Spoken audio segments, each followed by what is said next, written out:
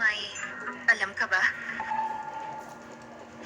Sabi na nga ba, di naman ganun kabait si Don Severino para lang ibigay sa akin ang Severino Corp. Nung isang araw, habang pauwi ako kasama si Fernando, narinig ko ang chairman na nagsabi na ang kumpanya ay may malaking utang at kailangan nila ng masisisi. Kaya naman, ang gusto nila ay ako ang maging space goat. Sigurado ka bang si Don Severino ang nagsabi nun? Sigurado ako, narinig ko mismo. Yung pamana ng 100 taon ng pamilya Severino, masisira ba talaga sa mga kamay ko? Don Severino, kung gusto nyo, maghanap kayo ng masisi. Basta may kumuha ng Severino Corp, ang sisi ay hindi mapupunta sa inyo. Scapegoat? Naalala ko po, ang Severino branch ay nahanap noon ang tunay na anak, si Marisol Lazo. Wala siyang koneksyon sa pamilya, perpekto siyang masisisi. Marisol Lazo. Ang tapang mong magsalita at maniwala, kaya kailangan mong umiwas. Baka magamit ka lang nila. Ito pala ang balak nila. Kaya pala ako natuwa. Anong ibig mong sabihin? Hello, Don Severino. Nagbago na ang isip ko. Gusto ko nang magmana ng Severino Corp. Pero may isa akong kondisyon. Gusto ko ang pinakamataas na otoridad sa Severino Corp. Huwag ipaalam sa publiko na ako ang tagapagmana. Tinatanggap ko ang kondisyon mo. Tsaka gusto ko munang magbakasyon. Pagbalik ko saka ko hahawakan ng trabaho sa kumpanya. Ano ba yung ginagawa mo? Mapapahamak ka lang yan. Pinapahawakan sa akin ni Don Severino ang kumpanya dahil gusto niya ako maging responsable. Gusto lang niya ng masisisi. Alam mo pala lahat ng to. Bakit ka pumayag? Dahil ako mismo may sariling kumpanya. Anong ibig mong sabihin? Kaya alam ko, kung ang isang kumpanya ay may malaking problema sa utang, hindi pa din basta nalang palitan ang legal na responsable nito. Yung plano ni Don Severino ay di matutuloy. Sa madaling salita, alam mo na lang na magiging maayos ang lahat. Kung ganong si Don Severino ay gusto akong humawak ng kumpanya, bibigyan ko siya ng sorpresa. Sige, nagtitiwala ako sa'yo.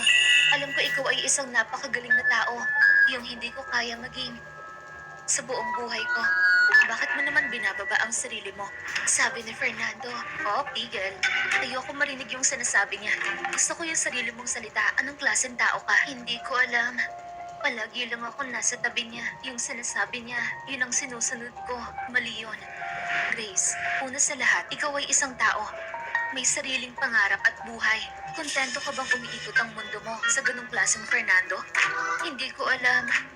Hindi ko alam sa pag-iwan ko sa kanya. Anong magagawa ko? Una sa lahat, kailangan mo siyang iwan.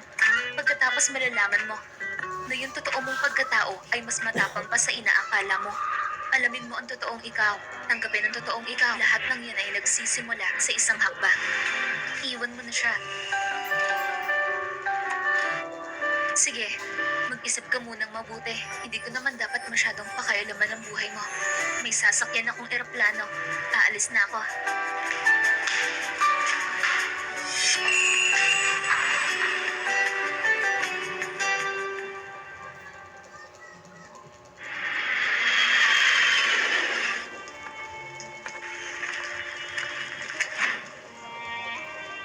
Lola, ako si Marisol.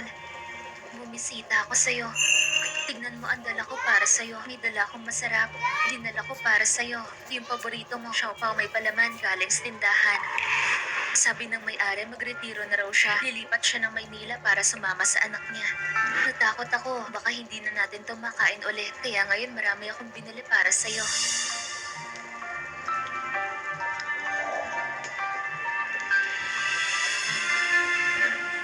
Lola, miss na miss kita. Na-miss mo ba ako? Marami akong gustong ikwento sa'yo. Ilang linggo lang ang nakalipas. Yung negosyo ko muntik nang malugi. Buti na lang at may isang kababayan na tumulong sa akin. Ngayon, yung negosyo ko ay halos nakalampas na sa krisis. Lola, kung nandito ka pa, siguradong ipagmamalaki mo ko. Miss na miss kita.